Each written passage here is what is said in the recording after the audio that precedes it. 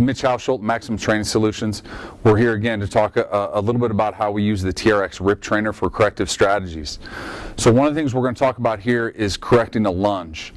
A lot of athletes that come to us, obviously they're looking to get a lot better for their sport, but we really need to make sure we correct the basic fundamental movement patterns. So as we talk about the lunge, one of the big faults that we see with the lunge is we get this forward trunk flexion. So Jordan's going to go down and demonstrate what I'm talking about. If she comes out of the bottom, a lot of athletes are going to want to come forward.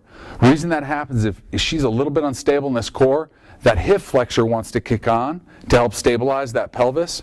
Once that thing kicks on, it's going to pull us forward. So show us that again here, Jordan. So if we're a little bit unstable here, as she pops out of the bottom, the hip flexor turns on and that trunk comes forward. Obviously that's not what we're looking for. So we're going to utilize the rip trainer for a little bit of R&T, reactive neuromuscular training, and we're going to feed that mistake. And we're going to use a concept called conscious loading.